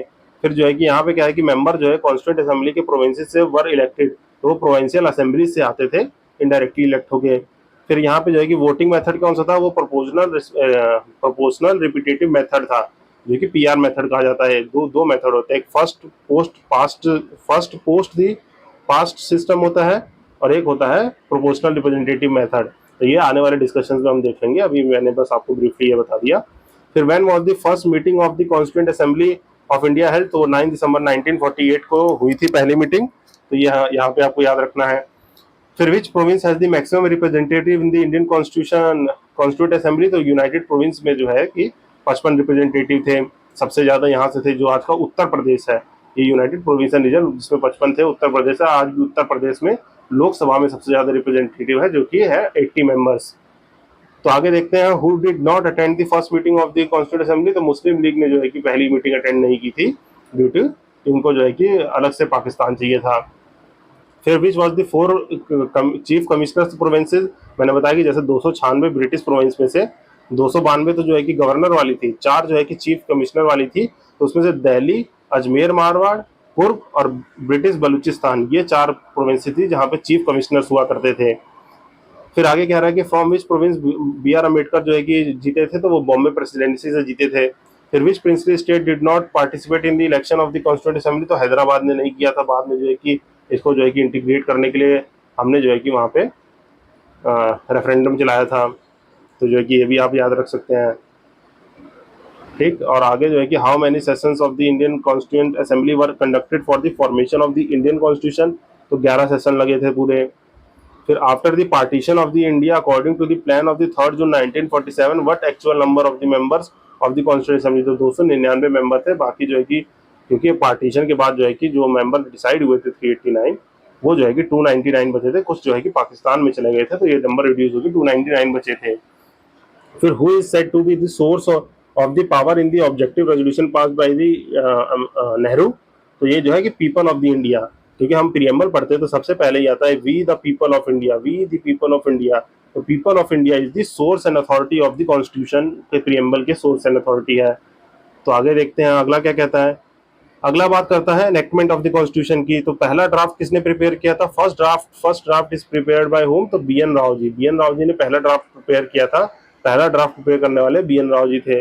फिर how many members signed the constitution on the 26 नवंबर, तो 284 लोग ने साइन किए थे, इसमें जो कि 299 में से 15 लोग शायद उस दिन एब्सेंट थे। तो जो है कि आगे देखते हैं कितने आर्टिकल थे जो बी एन राव ने प्रिपेयर किया था, तो उसमें 243 आर्टिकल और 3 शेड्यूल थे। और जो है कि ये जो है कि ऑब्जेक्टिव रेजोल्यूशन कब पास हुआ था, ये 13 दिसंबर को पास हुआ था। पहला जो है कि 9 दिसंबर को फॉर्म हुआ था, फिर 11 को जो है कि फर्स्ट इलेक्टेड प्रेसिडेंट चुने गए, और 13 दिसंबर को 1946 को ये जो है कि रेजोल्यूशन पास किया हमने, ऑब्जेक्टिव रेजोल्यूशन, जो कि अडॉप्ट हुआ 22 जनवरी 1947 को, एज ए प्रियम्बल हमने इसको अडॉप्ट किया। यहाँ पे पिछले क्वेश्चन में शायद ये 1948 लिखा हुआ है क्या, एक मिनट, इसको जो है कि आप करेक्ट कर लीजिएगा, 1946 होना चाहिए, ये जो है कि गलत लिखा हुआ है, तो ये यहाँ पे जो है कि लिटिल करेक्शन है। चलिए आइए हम आगे देखते हैं। आगे जो ही कह रहा है, अगला क्वेश्चन कहता है कि who moved the objective resolution, तो पंडित जवाहरलाल नेहरू जी ने किया था। फिर ड्राफ्टिंग कमेटी कब सेट हुई थी, ये हमने ऊपर देखा ही 29 अगस्त 1947 को। कितने मेंबर और थे, तो 6 मेंबर और थे। और यहाँ से जो है कि ये कमेटीज जो हमने मेजर कमेटीज तो ऊपर पढ़ी ली थी। फिर कमेंसमेंट ऑफ द कॉन्स्टिट्यूशन, ये जो है कि हम डिस्कस कर चुके हैं कल वाले सेशन में भी, प्रीवियस सेशन में, कि कितने डे में बना था कॉन्स्टिट्यूशन। तो 2 साल 11 महीने 18 दिन में बना था। कब जो है कॉन्स्टिट्यूशन अडॉप्ट हुआ था, तो 26 नवंबर 1949 में अडॉप्ट हुआ। 26 जनवरी 1950 को जो है कि एनफोर्समेंट डेट मानी जाती है, इसको कहते हैं एडॉप्शन या एनेक्टेड डेट। एनेक्ट हुआ था इस दिन, जो है कि एनफोर्स हुआ था। एनफोर्स हुआ था तो 26 नवंबर को हम जो है कि इसके सेलिब्रेशन में जो है कि संविधान दिवस या कह लीजिए कॉन्स्टिट्यूशन डे मनाते हैं, है ना। और जो है कि इस दिन जो है कि हम रिपब्लिक डे मनाते हैं। तो ये सब चीज़ें आपको याद रखनी है। फिर जो है कि ओरिजिनली प्रियम्बल जो है कि एक हमारे कॉन्स्टिट्यूशन प्रियम्बल था, 395 आर्टिकल थे, 8 शेड्यूल थे। और फिर अभी जो है कि 25 पार्ट हो गए, जो कि हम ऊपर वाले डिस्कशन में कर चुके हैं। फिर उसके बाद जो है कि हमने देखा कि रेटिफाई कब कर दिया था हमने कॉमनवेल्थ को, मई 1949 में हमने जो है कॉमनवेल्थ की मेंबरशिप को रेटिफाई कर दिया था। फिर which part of the constitution contain the provision of the union territory, तो पार्ट 8 में बात की गई है। तो जो कि आर्टिकल 239 से 242 में यूनियन टेरिटरी की बात की गई है, जिसमें से भी 242 आर्टिकल जो है कि रिपील हो चुका है। तो ये हम आने वाले सेशन में देखेंगे कौन कौन से आर्टिकल हैं। फिर जो है कि इलेक्शन की किस में बात की गई है, वो पार्ट 15 में बात की गई है। कॉन्स्टिट्यूशन डे कब मनाया जाता है, 26 नवंबर को मनाया जाता है। फिर जो है कि कितनी रीडिंग हुई थी कॉन्स्टिट्यूशन की, तो 3 रीडिंग हुई थी। मीन्स कॉन्स्टिट्यूशन पास होने से पहले जब ड्राफ्ट बन चुका था, तो तीसरी रीडिंग जब हुई थी, थर्ड रीडिंग के बाद उसको जो है कि पास किया गया था। फिर जो है कि पहली meeting of the constituent assembly happen for the पहली रीडिंग कब से कब हुई थी, 4 से जो है कि 9 नवंबर 1948 में, 1948 में 4 से 9 नवंबर तक पहली रीडिंग की गई थी। थर्ड रीडिंग की डेट क्या है, वो 14 नवंबर से 26 नवंबर 1949 को जो है कि रीड किया गया था, और इसी दिन जो है कि फाइनली अडॉप्ट कर लिया गया। फिर जो है कि last meeting of the constituent assembly कब हुई थी, वो 24 जनवरी 1950 को लास्ट मीटिंग हुई थी। उसके बाद इलेक्शन होकर वो हमारा पार्लियामेंट बन गया। फिर total number of days constituent assembly took to form the constitution, तो इतने दिन थे 114 डेज। फिर ये जो शेड्यूल है, शेड्यूल जो है कि हम आगे देखेंगे, इसकी मैं आपको निमोनिक बता देता हूँ आपको याद रखना है शेड्यूल के लिए। टीयर्स ऑफ ओल्ड पीएम, तो टी से जो है कि टेरिटरी की बात होगी, ई से इमलेट और सैलरीज की बात होगी। क्या है, टीयर्स ऑफ ओल्ड पीएम, ये चला जाता है बार बार। तो टी से जो है कि टेरिटरीज, इमलेट, ए से अफर्मेशन और ओथ, आर से राज्यसभा, एस से शेड्यूल एरिया ट्राइब्स, ओ से अदर ट्राइब्स, एफ से जो है कि आपके फेडरल स्ट्रक्चर की बात होगी। फिर यहाँ ओ से जो है कि आपकी बात होगी ऑफिशियल लैंग्वेज की, एल से रिफॉर्म की, और डी से जो है डिफेक्शन की, पी से जो है कि पंचायत, और एम से म्यूनसिपैलिटीज। तो ये 12 शेड्यूल में आप जो है कि याद कर सकते हैं, इसको आने वाले सेशन में डिस्कस किया जाएगा। जो है कि tears of the old PM से आप याद रख सकते हैं, जो कि टेरिटरीज की बात करेगा, जो इमेल्युएट अलाउंस और सैलरीज की बात करता है सेकंड शेड्यूल में। थर्ड शेड्यूल में ओथ एंड अफर्मेशन की। फोर्थ शेड्यूल में जो है कि सीट्स जो है कि राज्यसभा में कितनी है। फिफ्थ शेड्यूल एरिया और ट्राइब की बात करता है। सिक्स जो है कि अदर ट्राइब, जो कि असम, मेघालय, त्रिपुरा एंड मिजोरम में है। सेवन शेड्यूल जो है कि फेडरल स्ट्रक्चर की बात करता है। एट शेड्यूल जो ओ से जो था वो हमारी लैंग्वेज की बात करता है, ऑफिशियल लैंग्वेज की। वही 9 जो है कि लैंड रिफॉर्म की बात करता है। 10 जो है कि एंटी डिफेक्शन की। और इसी 9 को जो है कि हम black hole of the constitution भी कहते हैं। क्यों कहते हैं, क्योंकि इसने बहुत सारे पोजीशन जुडिशियल रिव्यू के अंदर जो है हटा दिए थे, जो हमारे आर्टिकल 13 में बात की गई है उसके अंदर। तो ये भी जो है कि आपको अगर डिटेल में समझना है, तो ये मैंने आर्टिकल्स जो वाली है वो वाली लिस्ट आप प्ले लिस्ट देख सकते हैं, फंडामेंटल राइट्स वाली। देन जो है कि फंडा जो है कि 10 जो है कि एंटी डिफेक्शन की बात करता है। 11 जो है कि आपकी पावर अथॉरिटी पंचायत की। 12 जो है म्यूनसिपैलिटीज की बात करता है। तो इसी के साथ जो है कि आगे देखते हैं।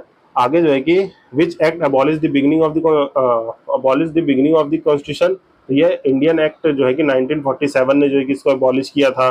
फिर जो है कि 26 नवंबर 1950 को जो है 1949 को 16 आर्टिकल्स जो है कि इम्प्लीमेंट हुए थे, जो है कि इस दिन जो है कि एनेक्ट हुए थे एज द इमीडिएट इफेक्ट, जो है कि इतने आर्टिकल को इम्प्लीमेंट किया गया था। फिर जो कॉन्स्टिट्यूंट असेंबली है वो बॉडी ऑफ ए हिंदूज, ये किसने कहा था, who called the constituent assembly as the body of the Hindus, तो ये लॉर्ड विस्काउंट साइमन थे। इन्होंने जो है कि विस्काउंट साइमन ने जो है कि इसको कहा था कि इसमें जो है कि खाली हिंदूज हैं। फिर who propose the constituent assembly about suspending universal enterprise for 15 years, किसने प्रपोज किया था, ये हमने कल के सेशन में भी देखा था। क्वेश्चन बहुत बार आ चुका है कि 15 साल से ऊपर के लोगों को जो है कि वोटिंग राइट दिया जाए, तो ये मौलाना आजाद जी ने कहा था। फिर जो है कि किसने ये कहा था कि constituent assembly was Congress and Congress was India. ये जो है कि कॉन्स्टिट्यूंट असेंबली जो है कि कांग्रेस है और कांग्रेस ही इंडिया है, तो ये ग्रेनविल ऑस्टिन ने कहा था। फिर जो है कि हम जो है कि अगला क्वेश्चन देखें तो suggested that the after the independence of India national India congress should be dissolved as the political party. ये किसने कहा था कि मतलब कि कांग्रेस को जो है कि इंडिपेंडेंस के बाद खत्म कर देना चाहिए, तो ये महात्मा गांधी ने कहा था। फिर who said the 26 January 1950 India was entering A lifeline of the contradiction. ये जो है कि कॉन्ट्राडिक्शन की लाइफलाइन को एंटर कर रहा था, ये बी आर अम्बेडकर ने कहा था, जो कि अपने ड्राफ्टिंग हेड भी थे, आर्किटेक्ट ऑफ द कॉन्स्टिट्यूशन कहे जाते हैं, तब भी उन्होंने इतनी क्रिटिकल लाइन कही थी। फिर आइए बट देख लेते हैं डिफरेंट सेलिएंट फीचर्स क्या क्या है हमारे इंडियन कॉन्स्टिट्यूशन के, जो है कि डिफरेंट सेलिएंट फीचर्स क्या क्या है। तो देखें तो salient features of the Indian constitution and the preamble, जो है कि प्रीएम्बल हम अभी आज क्वेश्चन जो है कि अगले सेशन में देखेंगे, पर यहाँ पे हम कुछ सिर्फ वन लाइनर देख लेते हैं। तो प्रीएम्बल जो है कि हम जानते हैं कि ऑब्जेक्टिव रेजोल्यूशन जो है कि नेहरू जी ने पास किया था, उससे आया था। फिर हाउ मैनी प्रीएम्बल, खाली जो है कि एक बार अमेंड हुआ है हमारे प्रीएम्बल, जो कि 1976 में हुआ था, जिससे जो है कि सेकुलर, सोशलिस्ट और इंटीग्रिटी वर्ड ऐड किए गए थे। ये तीन वर्ड आपको याद रखने हैं, जो कि 42वें कॉन्स्टिट्यूशनल अमेंडमेंट एक्ट से ऐड किए गए हैं। फिर जो है कि heart soul of the constitution किसे कहा जाता है, प्रीएम्बल को कहा जाता है। फिर प्रीएम्बल को जो है कि सोल ऑफ द कॉन्स्टिट्यूशन कहा जाता है, और heart and soul of the constitution किसे कहा जाता है, वो आर्टिकल 32 को कहा जाता है, तो ये याद रखना है। फिर जो है कि ऑब्जेक्टिव ऑफ द प्रीएम्बल कहाँ और रिफ्लेक्ट होते हैं, वो डीपीएसपी और फंडामेंटल ड्यूटीज में होते हैं। ये यूपीपीएससी के 2004 में पूछा गया क्वेश्चन है। फिर which country constitution was the first to have the preamble, ये अमेरिका, जो कि मैंने ऊपर जो है कि आपको लास्ट क्वेश्चन में डिस्कस करते हुए बताया था। एक पहली बार जो है कि प्रीएम्बल जो कि ऑब्जेक्टिव ऑफ द कॉन्स्टिट्यूशन को डिटरमाइन कर देता है कि किसी नेशन की फिलॉसफी को, ये जो है कि प्रोविजन पहली बार अमेरिका ने फॉलो किया था। फिर जो है कि इंडिया जो है कि डिक्लेयर किया था प्रीएम्बल, तो उस वक्त खाली जो है कि sovereign, socialist, secular, democratic, Republic, जो है कि हमने जो है कि ये जो है कि इंडिया प्रीएम्बल जो है कि किस फॉर्म में है, इस फॉर्म में है, जो कि सेकुलर, जो है कि सोशलिस्ट और इंटीग्रिटी बाद में ऐड किए गए हैं। ओरिजिनल कॉन्स्टिट्यूशन में सॉवरेन, डेमोक्रेटिक और रिपब्लिक किया गया था। चलिए अगला क्वेश्चन देखते हैं। ओरिजिनली देखिए यहाँ पे क्वेश्चन आ भी गया कि जो है कॉन्स्टिट्यूशन जब एनेक्ट हुआ था तो हम ऐसे थे। फिर सोर्स ऑफ कॉन्स्टिट्यूशन जो है कि पीपल ऑफ इंडिया है, और जो है कि इंडिया की फिलोसफी कहाँ रिप्रेजेंट करती है, प्रीएम्बल में करती है। माइंड मेकर्स की फिलोसफी भी प्रीएम्बल में रिप्रेजेंट करती है, ये जो है कि यूएसए में पहली बार लिया गया था। Which part describe the secular state, preamble describe करता है। रिपब्लिक का मतलब क्या होता है, रिपब्लिक का मतलब होता है कि कोई भी यहाँ पे हेरिडिटरी रूलर नहीं होगा। मीन्स जो है कि हमारे यहाँ जो टर्म है, यहाँ पे ब्लड लाइन थ्योरी फॉलो नहीं होगी, ब्लड लाइन थ्योरी जो है कि नहीं फॉलो होगी। यहाँ पे जो है कि रिप्रेजेंटेटिव जो है हमारे इलेक्टेड रहेंगे, हम डेमोक्रेसी को फॉलो करते हैं, इसलिए there is no hereditary ruler in India. और क्या कहता है कि स्टेट का कोई ऑफिशियल रिलीजन नहीं होगा, इसीलिए जो है कि सेकुलर ऐड कर दिया गया, जो कि इस पर भी बहुत डिबेट चली थी कि डॉक्टर अंबेडकर ने कॉन्स्टिट्यूंट असेंबली में जो कहा था, जो हमारा राइट टू फ्रीडम प्रोवाइडेड है 25 से 28 में, अगर वो इंडिया के सेकुलर स्टेट को जो है कि डिटरमाइन नहीं कर रहा है, तो हमें जो है कि किस तरह का सेकुलरिज्म चाहिए। तो इसीलिए उस वक्त सेकुलर वर्ड को ऐड नहीं किया गया था, पर लेटर ऑन जो है कि पार्लियामेंट ने सेकुलर वर्ड को भी इंक्लूड कर लिया इसमें। फिर आगे देखते हैं आगे क्या होता है कि what is the meaning of the we the people of India, की ये हमारा मीनिंग क्या है जो मेंशन है प्रीएम्बल में। तो इसका सिंपल मीनिंग है कि हम एक सॉवरेन पावर है, जो ये एमपीपीएससी का क्वेश्चन है।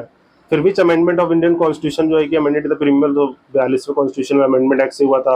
और क्या क्या ऐड हुए थे, सोशलिस्ट, सेकुलरिस्ट और इंटीग्रिटी को ऐड किया गया था। फिर कौन कौन से जस्टिस की बात करते हैं हम लोग, तो सोशल, इकोनॉमिक, पॉलिटिकल जस्टिस की बात करते हैं। हमारा nature of the constitution preamble कैसा है, सोवरेन, सेकुलर, ये जो है कि रिपब्लिक, ये छत्तीसगढ़ पीसीएस में भी पूछा गया है। इंडिया के रिपब्लिक कोई भी हेरिडिटरी रूलर नहीं होगा, ये जो है कि बार बार रिपीट ही होते हैं क्वेश्चन, जो है कि ये जो है कि इसलिए आपको याद रखने हैं। In which system all citizen have right to vote, तो ये जो है कि पॉलिटिकल जस्टिस सिस्टम में जो है कि होता है, जहाँ की right to vote, contest election और have right to hold the office. फिर विच जो है कि type of justice mentioned in the preamble, जो है कि रिलीजियस जस्टिस जो है इंडियन कॉन्स्टिट्यूशन, तो जो है कि इसको जो है कि देख लीजिएगा आप, इसको याद रखिएगा, ये पूछा जा सकता है क्योंकि ये बहुत टाइम से पूछा नहीं गया, क्योंकि सब जो है कि सोशल, इकोनॉमिक और पॉलिटिकल जस्टिस में रह जाते हैं। पर जो है कि विच type of mention in the preamble, तो मतलब कि एक तरह से जो सेकुलर वर्ड है वो रिलीजियस जस्टिस को भी रिप्रेजेंट कर देता है, तो ये जो है कि क्वेश्चन फ्रेम हो सकता है। फिर how many types of freedom, जो है कि 5 तरह की फ्रीडम जो है कि फ्रीडम में हमारे जो है कि प्रीएम्बल में है। आप जब प्रीएम्बल रीड करेंगे तो उसमें जो है कि थॉट एक्सप्रेशन जो है वो जो है कि आपको पता चल जाएगा, जो है कि लाइन लिखी है उसमें 5 तरह की फ्रीडम है। फिर जो है कि हमारा जो है कि इकोनॉमिक फ्रीडम की भी बात करता है, प्रियम्बल जो है सेंस ऑफ फ्रेटर्निटी की भी बात करता है कि फ्रेटर्निटी मतलब जो है कि भाईचारा, जो कहते हैं हम लोग हिंदू मुस्लिम सिख ईसाई जो है कि चारों आपस में भाई भाई, जो है ये जो है कि सेंस ऑफ फ्रेटर्निटी मतलब brotherhood and integrity of the nation की बात होती है। फिर जो है कि डेमोक्रेटिक सोशलिज्म को फॉलो करते हैं, मीन सोशलिज्म को ही नहीं, हम डेमोक्रेटिक सोशलिज्म को फॉलो करते हैं, जो एक कॉन्सेप्ट इसमें आता है वेल्फरिज्म का। मतलब सोशलिज्म का एक छोटा सा कॉन्सेप्ट है वेल्फरिज्म का, जो कि हमारे डीपीएसपी में मेंशन है। और जो है कि हम इसको फॉलो करते हैं इसलिए क्योंकि हम जो है कि सारी सोसाइटी में इक्वालिटी ला सके बाय दी एफर्मेटिव एक्शंस। यहाँ पे जो है कि स्टेट पॉजिटिव रोल को प्ले करती है और एफर्मेटिव एक्शन के थ्रू जो है कि डीपीएसपी के थ्रू वेल्फरिज्म करेगी, इसलिए हम डेमोक्रेटिक सोशलिज्म को फॉलो करते हैं, जो कि कॉन्सेप्ट किसका है, ये जो है कि इक्वल प्रोटेक्शन ऑफ लॉ भी फॉलो करवा देता है, ये ड्यू प्रोसेस ऑफ लॉ को भी फॉलो करता है, रूल ऑफ लॉ। यहाँ पे इतने सही बहुत सारी चीज़ें प्रियम्बल में डिटरमाइन हो जाती है, तो हमें ये सब चीज़ें याद रखनी है। फिर which type of the equality is mention in the preamble of the constitution, तो equality of status and opportunity mention है। फिर और क्या क्या है कि राइट टू वोट जो है कि रिपब्लिक जो है कि सबको जो है कि एडल्ट यूनिवर्सल एडल्ट फ्रेंचाइज जैसे ही मानते हैं हम कि हमारा जो कॉन्स्टिट्यूशन है उसने जो है कि सबसे पहले जो है कि जितने भी हैं 18 अबव और सारे सिटीजन मैन हो चाहे वुमेन हो इरिस्पेक्टिव ऑफ दिस, हमने सबको वोटिंग राइट दिया था जस्ट आफ्टर द इंडिपेंडेंस में, अपने 1947 में जैसी इंडिपेंडेंस हुई सबको वोटिंग राइट मिला था। ये पहला ऐसा रिपब्लिक है, नहीं तो और किसी कॉन्स्टिट्यूशन में ऐसा कुछ नहीं है। जो है कि वहाँ पे भी राइट्स हैं पर वो धीरे धीरे इवॉल्व होकर सबको वुमेन्स को चिल्ड्रंस को राइट मिले हैं। तो आइए अगला देखते हैं कि provision of protecting the sovereignty, ये सब जहाँ का है प्रियम्बल में मेंशन है। और जो है कि no shall be treat fellow citizen inferior, किसी को भी इन्फीरियर नहीं रखना, ये फेटर्निटी को दर्शाता है। फिर जो है कि justice liberty equality and fraternity की बात करता है हमारा प्रियम्बल। फिर जो है कि फर्टिनिटी का मतलब क्या है, ब्रदरहुड, जो है कि ऊपर बात कर चुके हैं। तो इसी तरह से जो है कि कॉन्स्टिट्यूशन में इकोनॉमिक जस्टिस कहाँ प्रियम्बल में भी है और डीपीएसपी में भी है। फिर गोल ऑफ इंडियन कॉन्स्टिट्यूशन क्या है, distributive justice through the democratic means, मतलब हम जो है कि जस्टिस जो है कि डेमोक्रेटिक मीन्स लोकतंत्र के द्वारा जो है कि सबको जस्टिस देंगे। हमारे यहाँ पे सेकुलरिज्म का कॉन्सेप्ट क्या है, सर्वधर्म समभाव, all religions are equal, means हम जो है कि सर्वधर्म समभाव को फॉलो करते हैं, जहाँ पे हम सारे रिलीजन्स की रिस्पेक्ट करते हैं। जो ये हमारा सेकुलरिज्म है, मतलब इंडिया का सेकुलर कैरेक्टर ऑफ स्टेट है, वो इससे जो है कि इंस्पायर है कि हम सारे रिलीजन को इक्वल और सारे रिलीजन की रिस्पेक्ट करते हैं। इसीलिए जो है कि हमारा जो है कि हमारा जो है कि इंडिया वो जो स्टेट है वो सबसे प्रिंसिपल इक्वी डिस्टेंस मॉडल को फॉलो करता है, मतलब जितने भी रिलीजन R1 R2 या RN ले ले, सबसे जो है कि इक्वल डिस्टेंस पर रहेगा, किसी को ना कोई फेवर करेगा ना कुछ करेगा, जो कि हमारे आर्टिकल 25 से 28 में भी मेंशन है। तो इसको जो है कि आप डिटेल में प्लेलिस्ट में जाके देख सकते हैं। तो आइए आगे हम देखें कि किस जजमेंट में सुप्रीम कोर्ट के फर्स्ट डिक्लेयर किया था कि प्रियम्बल जो है पार्ट नहीं है, तो वो बेरेबरी केस में जो है कि डिक्लेयर किया गया था। फिर जो है कि केशवानंद भारती में जो है कि ये कह दिया कि नहीं, प्रियम्बल जो है कि बेसिक स्ट्रक्चर और पार्ट है कॉन्स्टिट्यूशन का। फिर जो है कि आर्टिकल 38 जो है कि कह दिया कि इन विच केस जो है कि amendment in the preamble by the parliament can be done through this, तो केशवानंद भारती केस ने बताया। फिर SR बोमई केस जो है कि यूनियन ऑफ इंडिया जो है कि उसने हेल्ड किया कि प्रियम्बल जो है कि पार्ट है। तो ये सब केस स्टडीज भी मैंने मेंशन की हुई है, जो बेसिक स्ट्रक्चर वाला मेरा वीडियो है, basic structure of the constitution एक वीडियो बना है जिसमें ये सारे केस लॉ मैंने बहुत ही अच्छे से डिस्कस किए हैं, तो आप उसको भी देख सकते हैं। फिर जो है कि प्रियम्बल जो है constitution does not make any mention of the adult franchise, तो इसने कोई भी मेंशन नहीं किया है, बट हमारे कॉन्स्टिट्यूशन के आर्टिकल 226 326 में ये मेंशन है कि सबको जो है कि वोटिंग राइट है। आर्टिकल किसने, आर्टिकल 326 में मेंशन है। तो जो है कि आगे देखते हैं, one of the implication of the equality is the privileges. फिर who called the Indian federalism is the cooperative federalism, जो जी गॉस्टिन ने कहा था। और जो है कि ये प्रियम्बल जो है पॉलिटिकल हॉरोस्कोप है, ये KM मुंशी ने कहा था। सेक्रेट डॉक्यूमेंट है ये, जो है कि BR अम्बेडकर ने कहा था। ये सब चीज़ें आपको याद रखनी है, तो आप जो है कि ये याद रखिएगा, cooperative federalism, horoscope of the Indian constitution, sacred document, ये सब पूछ लेता है एग्जाम में। फिर what is the legal nature of the preamble, जो है कि इट इज़ नॉट एनफोर्सेबल, ये एनफोर्सेबल नहीं है।